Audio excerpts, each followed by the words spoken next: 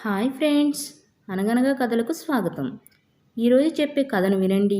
మీకు నచ్చితే లైక్ చేయండి, షేర్ చేయండి, కామెంట్ చేయండి, సబ్స్క్రైబ్ చేసుకోండి. పక్కనే ఉన్న బెల్ ఐకాన్ ప్రెస్ చేయండి. ఇక కథలోకి వెళదాం. అనగనగా ఒక ఊళ్ళో ఒక ఆవు ఉండేది. అది చాలా మంచిది. తన యజమాని చెప్పినట్లే వినేది. తన తోటి జంతువులతో స్నేహంగా ఉండేది. తగువులకు అసలు వెళ్ళేదే కాదు. కుదిరితే సహాయం చేసేది. ఎట్టి పరిస్థితుల్లో అబద్ధాలు చెప్పేది కాదు. ఎప్పుడూ నిజాలే చెప్పేది. అలాగే ఆ ఆవుకు ఒక దూడ కూడా ఉంది.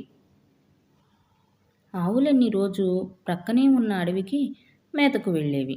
ఒకరోజు అడవిలో ఈ ఆవు ఒంటరిగా మేత మేస్తుండగా అటువైపుగా వెళుతున్న పులి దాన్ని చూసి, అరే, ఇక్కడ ఆవు ఉందే, ఈరోజు ఇదే నా ఆహారం అనుకుంటూ ఆవుపై దూకడానికి సిద్ధమైంది.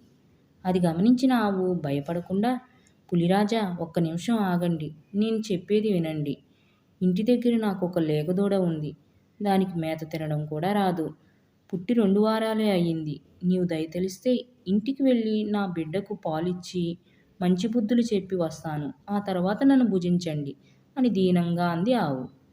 ఆవు మాటలు విన్న పులి పెద్దగా నవ్వి, ఆహా, ఏం మాయ మాటలు! ఇంటికి వెళ్ళి బిడ్డకు పాలిచ్చి వస్తావా? అడవిలో ఉన్నంత మాత్రాన నాకు తెలివితేటలు లేవనుకుంటున్నావా? నేనేమన్నా వెర్రివాణ్ణా? అని కోపంగా అంది పులి. కాదు పులిరాజా, నేను సత్యమే పలుకుతున్నాను. నన్ను నమ్మండి. ఎప్పటికైనా చావు తప్పదు. అదేదో నీకు ఆకలి తీర్చి చనిపోతే ఒకరికి ఆకలి తీర్చి చనిపోయాననే తృప్తి నాకు కలుగుతుంది. కాకపోతే నా బిడ్డను చూసి దానికి ఆకలి తీర్చి రావాలని ఉంది అని దీనంగా అడిగింది ఆవు. ఆవు మాటలకు పులికి జాలి కలిగింది. అలాగే గ్రామంలో ఉండే జంతువులకు నీతి ఏమాత్రం ఉంటుందో తెలుసుకోవడానికి సరే అంది పులి.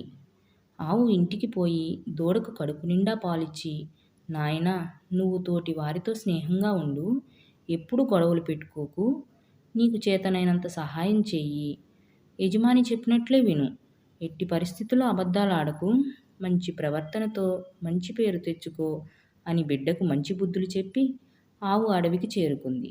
ఆవును చూసిన పులికి ఆశ్చర్యం వేసింది. ఈ ఆవు నిజంగా నిజాయితీపరురాలు. తన ప్రాణాల కంటే ఇచ్చిన మాట ముఖ్యం అనుకుంది. ఈ ఆవు ఎంత గొప్పది! దీన్ని చంపి తింటే నాకే పాపం అనుకుని, నిన్ను వదిలేస్తున్నాను, వెళ్ళిపో అంది పులి. ఆవు పులి మాటలు విని ఆనందంతో, పులిరాజా, మీరెంత దయగలవారు! నా మీద జాలి చూపించి నన్ను వదిలేశారు. మీకు చాలా ధన్యవాదాలు అని చెప్పి పరుగు పరుగున తన దూడ వద్దకు వెళ్ళి తన దూడతో ఆనందంగా జీవించింది. దీన్ని బట్టి మనకు తెలిసింది ఏమిటంటే, ఎప్పటికైనా సత్యమే గెలుస్తుందని. ఫ్రెండ్స్, ఈ కథ మీకు నచ్చిందనుకుంటున్నాను. Thanks for watching. మరో మంచి కథతో మళ్ళీ కలుద్దాం. అప్పటి వరకు సెలవు. Take care. బాయ్.